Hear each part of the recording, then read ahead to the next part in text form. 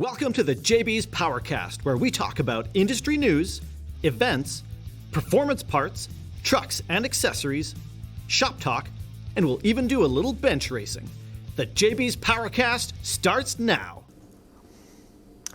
Good morning, everybody. Welcome back. Episode 17, JB's Powercast. Corey here. And I'm Sierra. That's right. We're in with Sierra back in today. She's been off for a few of them, but taking a little break. Yeah, working though. Taking a break to work. Yeah, it's been so busy in our stores lately. That's awesome. It's been good, but yeah, it's been really hectic. So definitely needed to take a bit of a step back just to make sure I got all my ducks in a row up front. Good. That's great. Well, it's nice to have you back. I appreciate it. So yeah, we got a couple stories to talk about, a couple things in the news, so we'll just jump right into it. So this one popped out. I don't know if you remember seeing this. So a couple of years ago, Nissan and there's an Italian designer car firm. They don't make their own cars, but they're like an interior, exterior, aftermarket design company called Ital Design. They came up with this this idea for a car called the GTR 50, which is basically just a GTR cranked up to 11. Yeah. And the concept came out that was really, really cool. It looked amazing. It was clearly still all the GTR lines, but it was very sort of future-y, looked super, super, super dope. And everyone was like, oh my God, yeah, we want that. And they kind of said, yeah, that might be a fun thing. Fast forward 2 years later, probably the least expected time for them to do something like this, but it's cool that they're committed to making cool cars.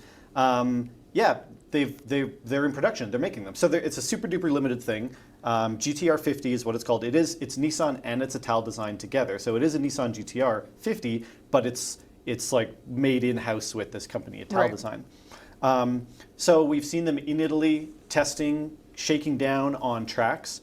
What's really, really nice to see is the actual production version of this looks strikingly similar to what the concept was. That's almost never the case. Yeah. Somebody comes up with a cool idea, they get their pen out, they make a car look really cool, and then between the designers and the engineers, they don't always make that work. There's a totally different car in the end. Exactly. Yeah. And it's not just that. Obviously, there's budgeting and there's materials, and it's safe to say that a concept never becomes what the end of what the car ends up being for a lot of different reasons. This one looks very similar to this idea that they had 2 years ago, which is a feat in and of itself. Yeah. So it looks super duper cool. Again, really low volume. They're going to make 50 of these. They're taking orders right now.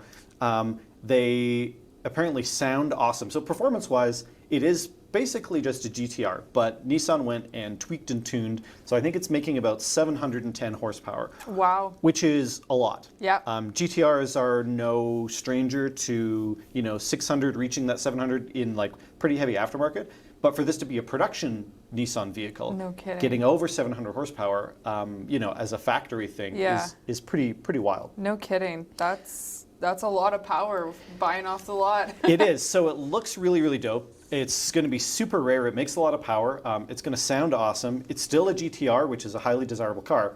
The only thing is it's awfully expensive. Yeah. So a GTR is not cheap to begin with. Right. It's a base GTR. If you were to go buy one today in US dollars, is $113,540. Yeah. Which is no cheap car. It's a lot of cash. That's a lot of cash, $100,000 car.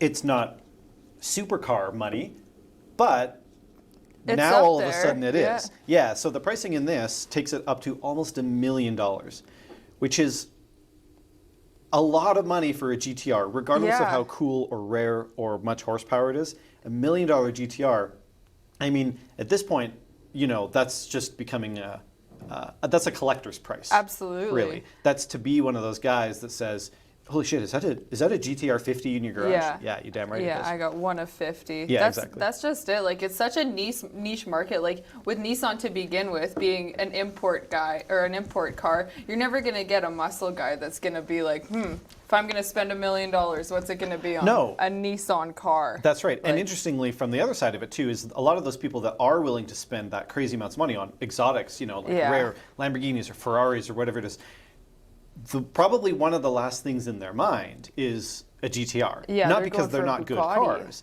Yeah, exactly. But it's like, you know, if you're in the market for $1 million car, you've gone way past a GTR. Yeah. That's child's yeah. play. You Yeah. owned 10 of those. You've Yeah, graduated. Exactly. So to go back and be like, oh well, you know, this one, I could see, you know, there are those people. Obviously, they're taking orders. Yeah. They're being made. People are buying them. Yeah. So there's a market for them like anything. But I yeah. like that they kept the original styling of the GTR 2 with the circular tail lights, and then it kind of like has like, I don't know, I guess you could say like a Cadillac-y front end on it. Totally. But It's like, got a really, it took a, you know, a pretty aggressive sort of, you know, it's got a lot of high sports Japanese style to it. Yeah. And they made it look almost like a luxury sports. Yeah. Yeah. There's some really nice, it's a cool combination because obviously like the design firm that did it is an Italian company. Right. But the car is a Japanese car. So there's a lot of like interesting mesh between the styles of them. Yeah. Yeah, it's cool. It's neat.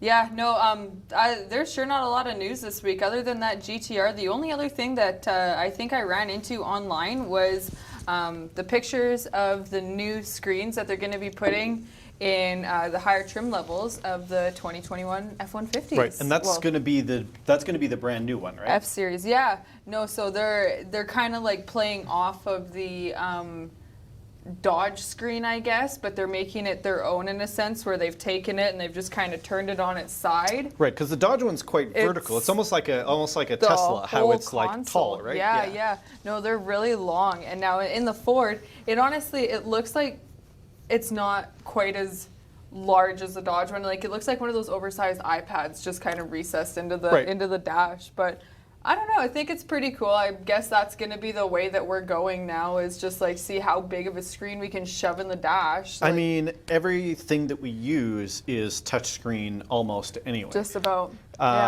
My wife got a new computer for work the other day. Yeah. And it's one of those fancy new Microsoft Surface Pros. Oh, yeah, yeah. Right? And you know, the idea sort of is like it's a laptop. It's also a tablet. Yeah. So she's using it, and it comes with a stylus pen and stuff. And you know, she's like, oh yeah, this is really nice. It's really fast and slick. She's like, what's the pen for? I'm like, oh, well, it's to use for the screen. She's like, well, what do you mean? I was like, well, it's also a touch screen. Because she had it set up like a laptop, really? right? Oh with my a keyboard. gosh.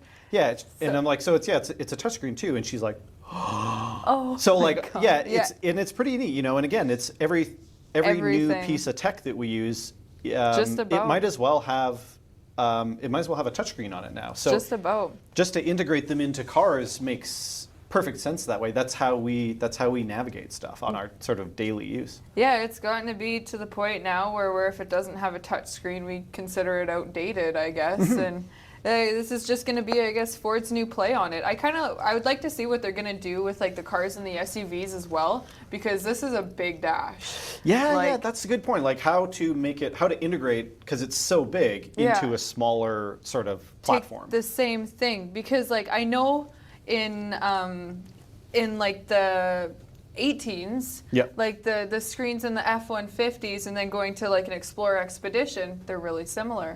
But like I don't know how they're gonna play on this one and what they're gonna do to integrate that into say like their Edge or even like the Taurus. I can't imagine it's gonna be exactly the same. But and you know, I think the only like cars. Correct me if I'm wrong, and I might be. The only cars other than, you know, I think a Tesla is the only like smaller platform car that has a full touchscreen in it. I think the only other stuff typically is reserved for either really high end or trucks at the moment. Usually. Yeah. So I'm sure it'll probably trickle down. Nobody really wants like a phone-sized screen. I think, because that sort of defeats the purpose, because you have a phone and now you have a screen that's also like a phone, but it's small and you'd have to touch it. It doesn't really make a lot of sense. Like you'd have to make it big. Yeah. It's just a matter of can they incorporate that? Make it usable. Yeah, exactly. And not obnoxious. Yes, and not too big, but also not. Yeah, I don't know. It's tricky. It certainly raises the question too of like, if how you operate the car becomes all touchscreen. You know, where do you draw the line between distracted driving of like you're using your factory touchscreen to do everything versus you have a phone mounted on your dash that you would also be using, because you're not supposed to do that. Well, that's just it. I feel like in the next 5 years, it's going to get to the point where we're going to go and touch a screen and go park, drive, reverse. Oh, absolutely. Like 100%. It's not that far off. So yeah, like where do we draw the line? It's going to be weird. So yeah. Interesting. I'm not sure. There's some other cool things about this interior too. Now the pictures don't totally show it yet, but they talked about the shifter. So in the photos, there's a shifter. You know, it looks kind of neat, but it doesn't really say anything. But they said that it's a stowaway shifter. So apparently it hides somehow. like- I assume it probably drops down, comes back up. You don't see how it works, but it's really interesting. I certainly like the idea of that. As long as I like the idea as like a cool, neat little thing, but it also seems like something that might be super duper annoying too. Yeah, I don't know. Like if you'd forget to, I don't know, pull the shifter out of the console when you go to throw it into park, like I'd get frustrated. I mean, or it almost seems like one more thing to like, let's say you go to park, and I assume, I don't know how it works, but like you want to go put it into park, and if it's like hidden. And maybe there's something that makes it pop up that malfunctions, then you can never put it in a park. I don't know. Yeah, I don't know. You get to the point now where you don't even have to have a key to start your vehicle, but you got to pull the shifter out of the console in order to get it into gear. I like the idea that it's like a manual hideaway shifter. That there's like cool, a box you have to open and like pull it out. There's a padlock. Tighten a screw. Yeah, it could be weird. No, that'd be funny though. Otherwise, the interior looks pretty sharp. Yeah. And again, the F-150, every time a new one comes out, it's usually pretty big news because it is still the best-selling truck. Yep. I know that not everyone likes to hear that because not everyone's a fan of it, but at the end of the day, for the last I don't know, exactly, for the last 150 years maybe. I don't know. Someone's gonna call me out on that, Yeah. but it's either way, it's been the best-selling truck for I'm sure over 100 years. So it's always news when it comes out, even if it's little tidbits like this, because it represents such a huge market for them. I think I read that they were investing like $700 million in just the interior, like as far as R&D and design and materials and stuff. Yeah, it represents such a huge piece of their market to not totally hit a brand new truck out of the park. Like, it's a big deal for them. So, well, they know what they're good at, and they just kind of keep doing it. They keep selling. Like, I don't know, you look anywhere when you're at a stoplight, and you can probably pick out 2, 3 Fords at the light with you. So they know what they're good at. They're going to keep doing it, I guess, and they just got to keep expanding a little bit every year just to make sure that they're kind of in with the new latest and greatest market, just so that their best-selling truck remains the best-selling truck, I guess. Right. So. Cool. Well, that's about it for our news story. So we're going to take a little break, and when we come back, Sarah and I are going to have just sort of kind of an open discussion. We're going to talk about marine audio and what it means and how you can use it, and just take a little deep dive on some marine audio. You chose to drive it, not only for its looks or its styling, but for its performance. Make the most of your investment with a K40 advanced radar and laser detection system. And say goodbye to speeding tickets. A K40 radar and laser defense system is the most powerful and complete protection available. Stay aware of threats with K40's 360-degree protection while remaining invisible to anyone who wants to stand in your way. Defend yourself with a K40 advanced radar and laser detection system. Book a professional install at a JB's Power Center location near you. Free shipping available now. Get the best selection of car audio at jbspowercenter.com. Get the best brand names in the business like Kenwood, JVC, Rockford, Diamond, Alpine, and DS-18. Now with fast free shipping. When you order by 4 p.m. Mountain Time, we will ship your order same day. Shop online now and you get 100% satisfaction guaranteed at Canada's place for car audio, jbspowercenter.com.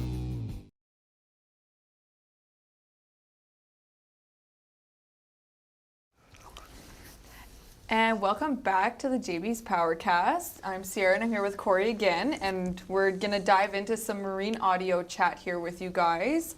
Corey is one of our best 12 volt guys that we have in JB's and Dick's here. He's super knowledgeable, so I'm so excited to be actually able to have this conversation with you today. So I better not mess this up then. No, I don't think so. You're every time I've had a question, you've easily been able to answer it. So I think I'm really excited to talk about this, maybe to learn a couple things from you as well.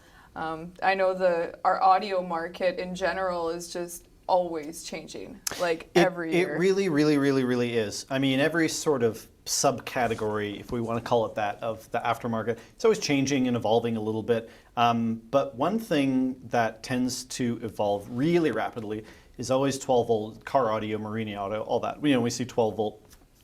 Some people, the term doesn't always register for them. Anything, obviously, that is run off of a 12-volt system electronically in a car. So in cars, it's car audio generally, and electronics and lighting. Boats, marine audio. A lot of people, I think probably the big point that we want to drive home is we use the term marine audio as a kind of a catch-all phrase, but umbrella term. Very much an umbrella term, yeah. But marine audio, that's only because that's what we've called it for 30 years. Yeah. Really covers a lot of different subcategories, and it's generally sold as one thing, but most people associate marine audio with like boats because that's kind of how it started. But the fact of the matter is, marine audio as a broad category, we tend to sometimes like to call it power sports audio, or there's motorcycle, or there's it covers a lot of broad or a lot of specific topics under one broad term. So I think we probably want to jump into that a little bit as far as like marine audio. Yeah, it is very much boats, but it's also, it's also 10 other different things other than just specifically boats. So why don't we just start with boats for one thing? Yeah. So marine audio has always been big in boat applications. A lot of guys like to have big party boats or pontoon boats or even just small little motorboats. Guys that get out on the lake, they love to listen to music. It just makes sense that you would want to integrate some stuff like you would in your car. So the good news is, like, most of that stuff translates over pretty similarly as far as speakers and amps and subs. But the one big thing that sort of separates regular car audio from marine audio or power sports audio or motorcycle and all that, the thing that sort of takes it out of one category and puts it in another is the fact that all this stuff has to be protected for the elements. Yeah. That's a big part of it. And it's not just water. A lot of people think it's just water that we have to worry about. But when you're cruising on the lake and you've got some good speed going, it's the dust, it's the dirt, it's everything else that could potentially get into a connection that could cause a speaker to, a regular car speaker in a boat would fail in a matter of months just from regular wear and tear because they're not made to withstand moisture or anything like that. So that's right. I've learned a little bit just kind of reading. Before we did the podcast, I just wanted to kind of refresh myself on everything, and I did a little bit of reading about the things that Rockford does and the things that Diamond does to their products just to make sure that this stuff is going to be able to last, and then they can offer their 2-year warranty on the product and be confident that like a little splash isn't going to damage it completely. So things like Rockford's, like they use a special 2-part epoxy coating.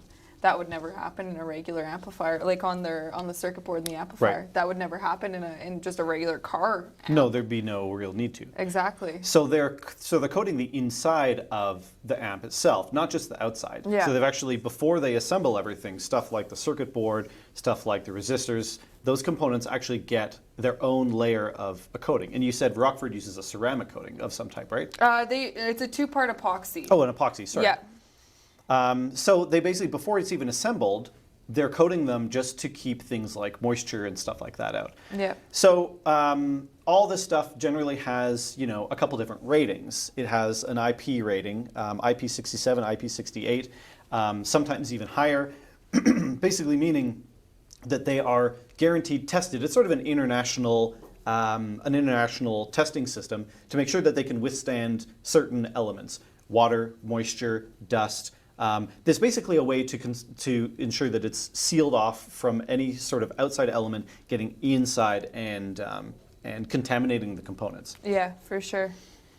So, go ahead. So all these different pieces, whether it's speakers generally, whether it's amps, whether it's subs, they will all have this IP rating to make sure that that's how you know that it's going to be safe to use in a boat or in an ATV or an SUV or something like that. Absolutely. Each one does kind of mean something a little bit different too, because I did look up, because I did notice we do have some marine items with an IP67 and an IP68, and so I wanted to kind of look up and see what the different one was, and it's really not much, as as I can read, like it's just the difference of having an item, say, submerged in fresh water for 30 minutes, or in a meter of fresh water for 30 minutes, or things like that, or one can withstand 2 meters of fresh water for 30 minutes, or something like that.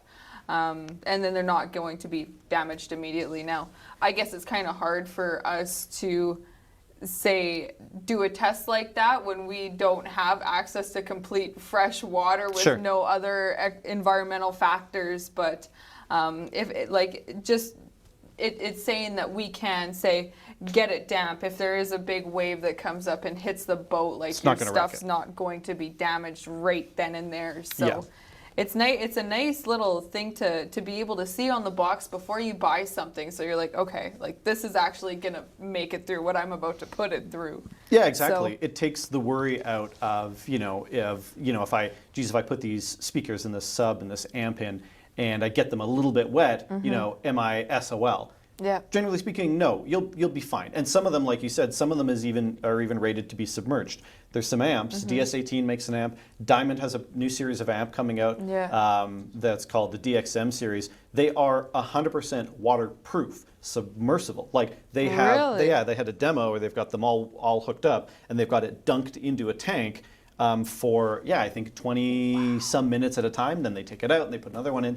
But it used to be, it's water resistant. That's fine. You can get splashed, no big deal.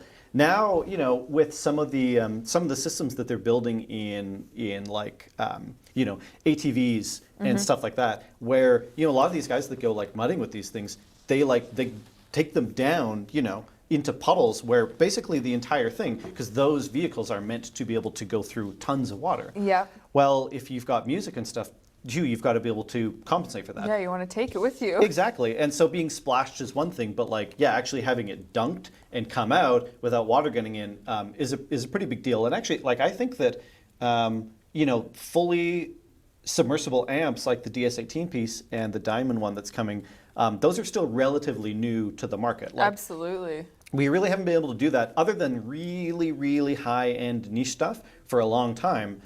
So for that to come out to be basically an off-the-shelf piece that it's like, you can buy this amp, it's 100% waterproof, it's quite a big deal.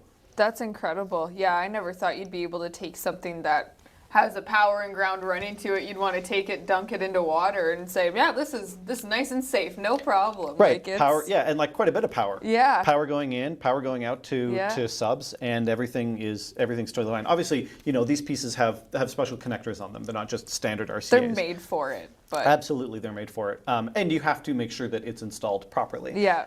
That is obviously a big part of it.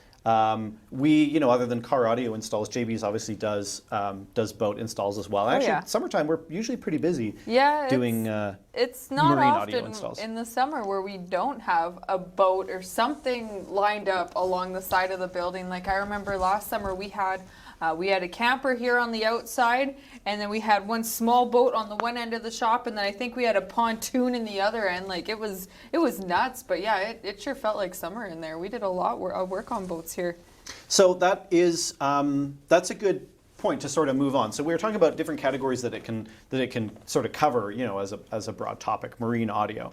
So what are some things that you can think of or that you've seen come in off the shop that are other ways that you can use all this product? Because generally speaking, a lot of those things that come in, campers or motorhomes or stuff like that, not all of it is going to be, universally fit. There is some custom stuff involved, but at the same time, a lot of those are also built to take some of this stuff. Mm-hmm. Yeah, absolutely. I think one thing that we do kind of forget is when we hear that marine word, we automatically think boat water. Yeah.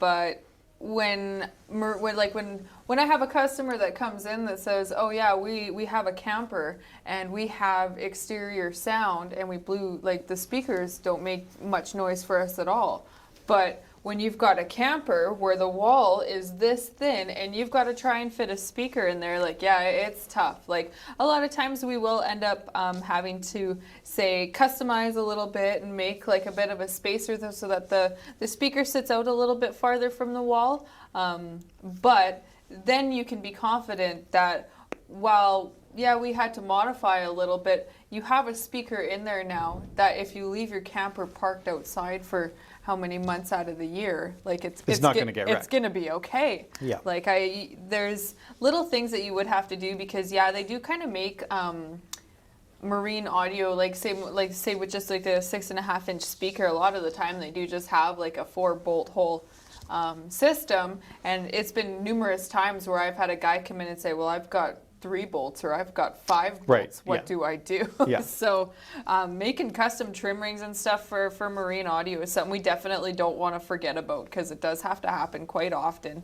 There's so many different designs. Like same with the ATV and the motorbike stuff. Like you got to be careful and make sure that it is all lined up there properly, just so that you can like get like the proper weather resistance out of the product that you bought. Yeah, having it installed right, obviously, it goes a long way with making it It's sure work going to help properly. you for sure. Yeah, so that's one sort of thing you touched on as far as like RVs, campers, stuff Yeah. like that. So that's a good point. You know, a lot of those come with audio on the inside. A lot of them don't have any audio on the outside. And a lot of people, you know, they have their little stereos or whatever, but when they're out and they're camping, they want to be able to play music on their campsite. They want to be able to play music, Absolutely. you know, on the exterior. So this stuff is generally a perfect fit for that kind of stuff because it's all about, you know, being resistant to weather. So you can load subs into it. You can put speakers on the outside. You can put you can have a wireless remote for the deck that's playing the music off Bluetooth off your phone or whatever. There's a lot of things that you can do to take a basic RV or a camper and like really turn it into, man, we've had some stuff that's like, they're like party machines. Yeah. It's crazy what people want to do with them. It's pretty cool. We had we did a YouTube video last summer of the one camper that we had here, and we put a sub on the inside. We put some new speakers on the inside. We put speakers on the outside, and like you could hook it all together, which was the coolest thing. So you could leave just the screen door closed and turn it up inside, and then have the speakers playing outside. And even though we did only put 2 speakers on the outside, that camper rocked. Like it was awesome. It doesn't take that much when you've got good powered stuff running off a decent amp. Yeah, I mean, it's a lot of guys are thinking that, oh, it's going to be a couple speakers and it's going to be outside, it's going to be quiet. Man, you pick the right stuff and it is loud. Obnoxious. Yeah. We, again, last summer we did a boat, we did a whole Rockford system in it, and that boat actually just came back. You can't even stand in the shop with the doors closed when that thing's in there because it's just that loud. But that's what a guy needs. When you're out in the middle of the lake and you've got all this open air around you, you want it to be loud. And they said that they enjoyed it so much. And it was, you gotta do a little bit more to make sure you can hear everything. And sometimes you can just find the right product, I guess, that is just going to work for you too. Right. Because there are people out there who don't want to go for a whole 2 sub, 3 amp, 6 speaker, wake tower setup. Like there's lots of options out there for a guy who still wants good sound, but doesn't want to get into $6,000 Right, doesn't want to go market. crazy. Yeah, no, there's definitely. Like that's a good point. I think a lot of guys sometimes too get caught up that like, oh, not unlike car audio. Oh, I want to build a big system, so therefore it's going to cost me a lot of money. I mean, it's a sliding scale, right? It's like anything. You can get into doing some marine audio on your boat or your RV or whatever, and you can keep it pretty reasonable. Absolutely. And it's going to sound really good. I mean, you're always going. Anything you do is an improvement over what you had before, which often is zero. So like, you want to spend, $1,000, man, it's going to go a long way. You don't have to, drain your bank account. Because again, you're comparing it to what you had before, which generally probably was either nothing or some real crappy little 4-inch speaker that didn't play at all anyway. Yeah, one speaker running off a little factory head unit that puts out absolutely no power. Exactly. So your bang, actually, you get a lot of bang for your buck. when Absolutely, it comes you to this can. kind of stuff. Yeah. Yeah, we've got a couple options in the store here of they come with a couple different mounts, so it could be a power sports item, it could be a boat item, it could just say sit on the picnic table at the campsite or whatever. Right. Just kind of anything outdoors, I guess. But we have from both DS-18 and DB Drive, we've got those sound bars, those Bluetooth sound bars, and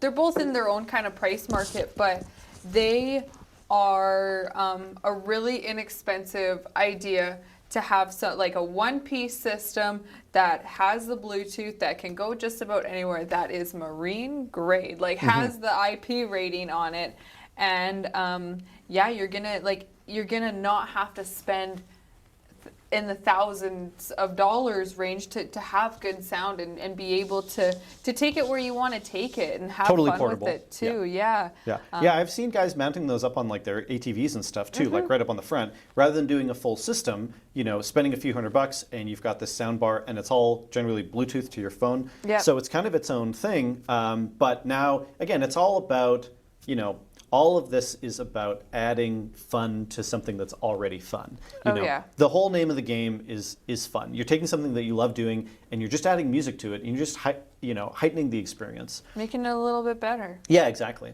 Here's a big one: motorcycles. Yeah. So this is a huge This category. is So motorcycle audio has always kind of, especially with we'll talk a lot about Harley Davidson. Yep. Because Harley Davidson has generally been where a lot of that business lies. That's how the bikes are built. A lot of them, almost all of them, come with factory audio to some degree. And it's always sort of been a thing, but it's been pretty niche. There's a few brands that have made it, and there's a few shops that do it, and all of a sudden, and I think a lot of it is a trickle down of technology from marine audio stuff and how easy it is now to get them to those ratings, being able to get it smaller and smaller and smaller and smaller, and be able to work it into the factory piece. So motorcycle audio, specifically with Harley Davidson, has blown up. It is a huge, huge, huge category. One of the big reasons is a lot of guys that own these bikes, they want music when they're cruising on the highway. Yeah. They want to be able to hear it. The factory stuff is fine, but it's I guarantee you when you have a helmet on and you have maybe a mic in your ear, it's never enough. It's never ever enough. You've got it cranked all the way and you can hear it, but when you're on the highway, you're going 110, it leaves something to be desired. You can't feel the music, and that's what everybody wants. So there's a lot of ways to approach it. Rockford has done an amazing job at making kits. So they make kits in stages, and they do this for power sports as well. We can talk about that next. Where if you just want to do a basic speaker upgrade, no problem. Speakers, 1998 to 2013 Harley Davidson, they fit right in, and away you go. If you want to go to the next stage, speakers, amp, head unit, install kit, wiring kit, bag speakers or bag legs. Yeah. They just sort of step it up every single way. And we've heard some systems that are like the full, soup to nuts Rockford, and they are insanely loud. Yeah. Like Diamond does a really great job at it too. They don't package it quite the same as here's your kit that you need for this bike and it comes with all these things. You have to piece it together a little bit more, but when you do, we had heard a demo at Knowledge Fest a couple of years ago, which is a big 12-volt audio convention that they have in the U.S. And they had one of their motorcycle systems sort of on display. And it's a little hard to display that on like a soundboard because how do you really get the effect? Well, the demo that they did was instead of standing right in front of it and playing some music, you would stand way back and put a helmet on. And it's like, now listen to it. Wow. And it's amazing how clear it is, how loud it is. But a lot of this audio is designed specifically for, just like in a car, where you're going to be to hear it, right? Car audio is generally designed specifically for the driver's seat. You want the driver to have the best sound. Same thing with motorcycles. You want the guy sitting there with a helmet on to have the best listening experience possible. So all this gear is tuned specifically to be able to do that. And it's amazing. Diamond has these, they're called coax subs. And I think they're the only guys that make this particular product. So it's exactly how it sounds. A sub is a subwoofer and a coax is a speaker. Well, they've made a coax sub. It's a coax speaker, meaning it has 2 axles. So there's like a big wide cone and there's a tweeter as well. So you get nice low frequency and you get high frequency. But they've managed to actually build the low end as a sub too. So it gets those really low end frequencies. Right. So you've got these loaded, you can feel it like a sub, but it also plays like really, really nice crystal mids and highs. Really? As a single piece that you can load in, it's a 6x9, Yeah. boom, put it in your Harley and, put some decent power to it. Again, throw a Diamond Motorsports amp. They've got wiring kits, all that's designed specifically for that. And away you go. And like it's good car audio, grade audio on a motorcycle. Whereas before, we always had to make compromises. It's open air. You got a helmet on. It's never going to play that loud. We don't have enough space. Yeah. You're going to get wet. One by one, we're sort of ticking those boxes off where it's like, not a big deal, not a big deal, not a big deal. Finally, these guys are getting some really good listening experiences. And a lot of guys that drive these bikes or that ride these bikes, they don't just cruise around town. Some of them do, but a lot of them take long distance. They like the road trips. Absolutely. And like, man, what is a road trip without a good playlist? Absolutely. I like riding my bike with no music sometimes because I like the sound of the bike, but that's usually when I'm in the city. If I'm on the highway and I'm going at a set speed, it's not that interesting. Yeah. Then I want to hear music. I don't just want to listen to the drone at whatever RPM. Yeah, absolutely. And so that's really what it's for. I see a lot of guys though too in the city pull up to a stoplight, and I'll hear music come up beside me, and I think that it's a car, and I'll look over and it's a guy on a bike, and it's loud, and I'm like, really there's been a loud. couple times where I've rolled the window down, and it's like, sounds good, man. Like, damn, really, really nice audio on that bike. So there's been a couple times where I've just been outside, like out front of the store here, and you can just kind of like hear something. You're not too sure what it is, and you realize it's at the radio, and it's just blasted. And this guy, he's cruising down 170, and just having the time of his life. And it's like when I can hear that from not even just the street over, but there's a service road in front of us, in between us and 170th, like. And it's that clear. You can hear exactly what song's playing. It's incredible. Yeah, I mean, from the store to the road, you're probably what? I don't know, 80 feet, maybe 70 feet. Like it's pretty far away, and to be able to hear it going by like pretty loud and pretty clear. Yep. Yeah, they make some really, really good noise with the road noise. Yeah. Exactly. Yeah. No, it's pretty impressive. One thing that you did also mention too with the direct fit kits that Rockford's making, they're not just doing them for the Harleys anymore. They've got the whole Yamaha, Polaris, and Can-Am section of their website now. And just as I was looking that up, I actually had a guy call in to the store looking for a kit for his Razor. He had a 2020 Polaris Razor. And these kits that they're making, they give you everything. You get the amplifier, the mounting plate for the amplifier, so that they already know where you're going to put it, and they give it to you so that they you can they found the best spot already. Yeah, you can just nicely tuck that in there where they say, and you get the screws for the speakers even. Like, they give you everything that you need, and it's just a really nice setup. You buy one part number, and this is everything that a guy's going to need to have a wicked experience out in the bush. Absolutely, yeah. The power sports side of it has blown up equally as big as the motorcycle. And these kits, and there's more and more guys coming out with them, and Rockford really, really, really hit it out of the park with these specific kits. They have a ton of different part numbers, and they use a lot of similar components, but they're all fit specifically for this exact year, make, model, which we don't even get a lot of the time with cars. There is a little bit of vehicle specific kits for cars, but they've really figured out the best way to do this. Guys have been sort of homebrewing this stuff for a while, but now and it's kind of in the same thing. It's a stage 1, 2, 3, 4, 5 type of thing, where stage 1, you get some speakers. Then you can add a better head unit. You can add an amp. You can add the rear speakers. You can add front, rear, and top speakers sometimes. Yeah. And these kits, they actually sound really, really good, and they fit right in. They're designed right in to go into the factory locations using factory mounts, and you don't have to cut your dash apart or take stuff apart and modify. Like they're really, really, really beautifully built.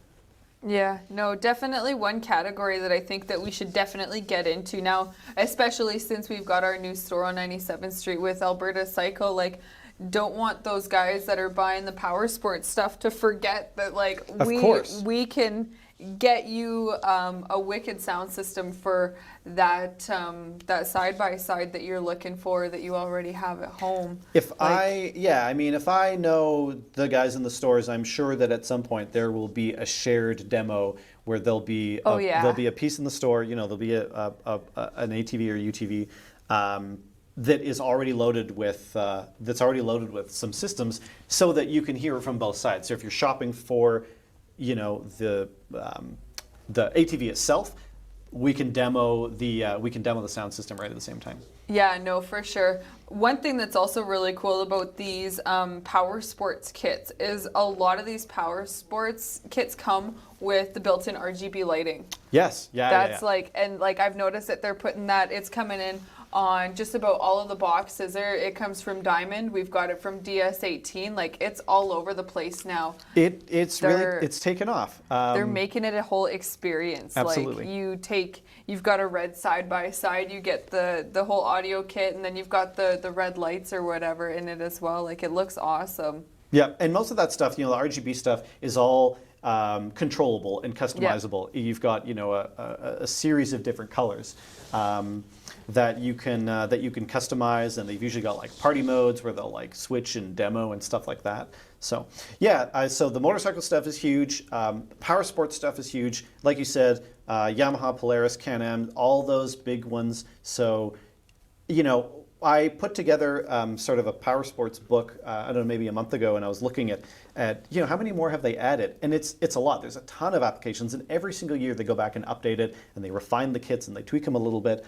And yeah, they're really, really slick, and they're not outrageously expensive. No. You know, they're not cheap. But if you want to go like full meal deal, full in kit, you know, it's like $5 or $6 grand. Well, yeah. But at the same time, you're going to spend that much if you're going to do a full meal kit on a car anyway. Exactly, and then you're gonna spend the $5,000-$6,000, but you're gonna just plug it in. Yes, like that's exactly. the thing. It's all ready to mount. It's all ready to go right there. Like it's a bit of a jump. But then again, like a lot of the time you think about it, when you go through and you price out, okay, we're gonna do 6.5-inch tower speakers. We'll do 2 sets of marine grade 6.5s, an amplifier, and a head unit.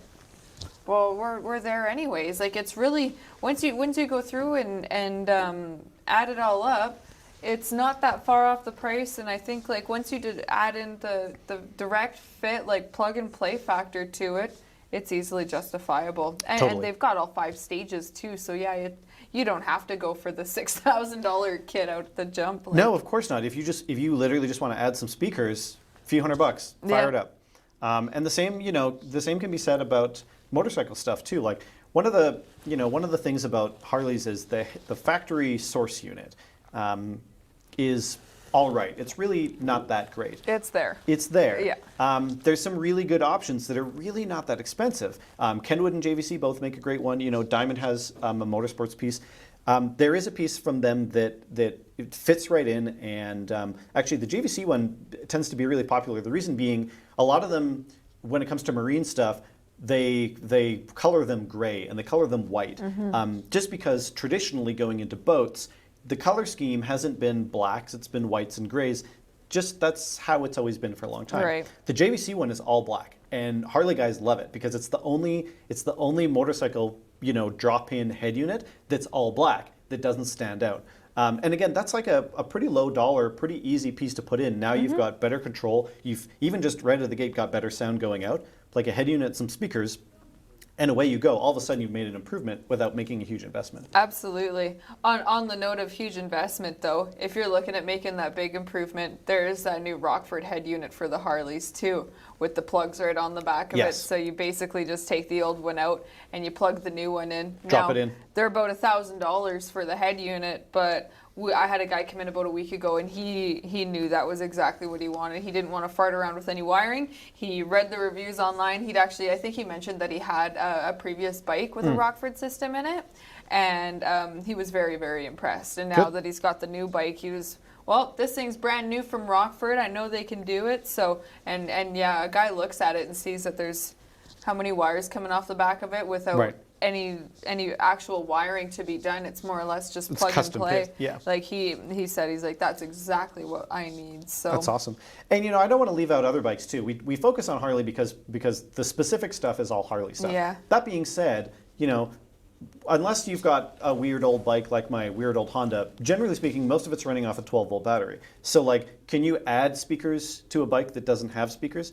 Absolutely, you can. Absolutely. Harleys tend to come with factory stuff, but there's tons of bikes out there that guys want to add sound to it because maybe they take it on cruises. A lot of those Honda cruisers, or even like a Triumph or whatever. Man, if you want to add a little bit of sound to a sport bike, if we can find a spot to put it on, we'll put it on there. Why the hell not? Make it work. Exactly. Add some music and add some lights, and again, it's all about like, what is the thing that you really like doing?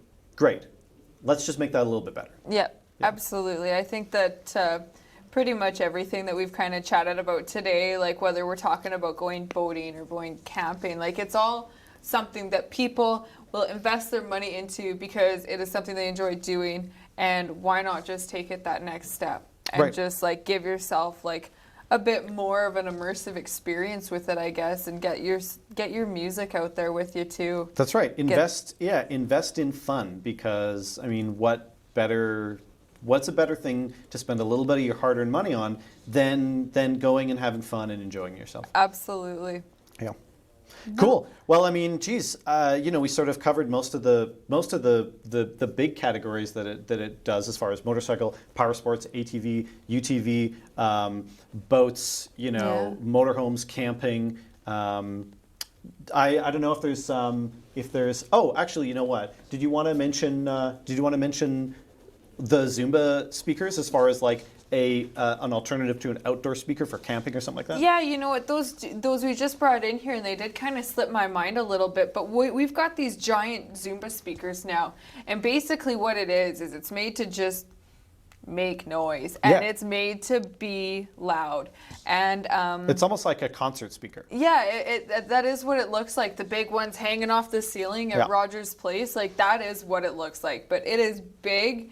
And it is ready to rock. Like we've got one hooked up in our demo room, and like you can't even stand in there when that thing's on. They make a lot of noise. Having those four walls around you, it encloses the sound a lot. But thinking about it, there is no better place for something like that than like sitting out like at the lake, and you've got that playing, and you can go over to the campfire and you can still hear it, and then you can walk over to the dock and you can still hear it, and like we've got those speakers in, and they're super impressive, but they are they do have, again, an IP rating on them, so they are going to be able to go with you outside and withstand the dust that's in the wind or whatever and not be damaged completely. They're a really cool new piece that we brought in. And I mean, and they are designed, like literally how they spread the sound, they're designed to fill the most space possible. They're not directional at all. So the whole purpose of them is to fill a huge room or to fill a big space.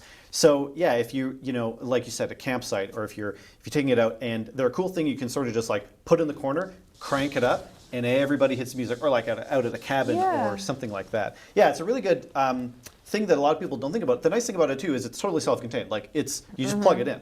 It's not like you need to run it off of a... You're buying amplifiers. Yeah, no. It's all its own piece. It plugs into a standard, like a 110 outlet. So if you've got a converter or a generator or something like that, or a lot of even campers, they'll have those plugs. You can just plug it right in and power it up, and away you go. And they're Bluetooth. And they're Bluetooth, yeah. So you can just stream right from your phone, right from whatever. You don't need a source unit. They're a portable, loud, high-powered outdoor speaker, basically. Easy to use, yeah. Make it nice for everybody out there. They can all enjoy the music no matter where you are, yeah. Totally. Well, hopefully, we maybe inspired some ideas for, it's May. We've got through the long weekend. We've had some really nice weather. I know that, I am just itching to get out and ride my bike some more. I know that other guys are feeling the same thing. They want to get out, do some camping. Parks are opening up. Oh my goodness. Everyone's feeling good a little bit. So hopefully we, maybe gave some ideas, inspired some things. If anybody obviously wants to, you have a boat, or you have an ATV, you have a motorcycle, Harley, whatever it is, and you want to look into it, you want to check it out, obviously go online, jbspowercenter.com, Yep. or pick up the phone, come in to the West End location, north side, Yep. check it out, and you don't even have to bring it with you. You know, if your bike's maybe not ready yet, just come in, give a general idea. These guys know what they're talking about. Yeah, we'd love to be able to help a guy out getting the best kind of sound we could possibly get out of a small space or whatever. So Exactly. we'll be there to give you the experience for sure. Awesome. Yeah, well, I think that kind of wraps it up. So, you know, appreciate everyone watching, and we will catch you next week. Awesome. Thanks, Thanks, guys. Thanks for tuning in to JB's Powercast. Check out jbspowercenter.com for the latest updates. You can find the JB's Powercast at jbspowercenter.com, YouTube, and Facebook. Don't forget to like, follow, and subscribe. JB's Powercast is a JB's Power Center production and is produced by Stephen MD and Sean Lansman.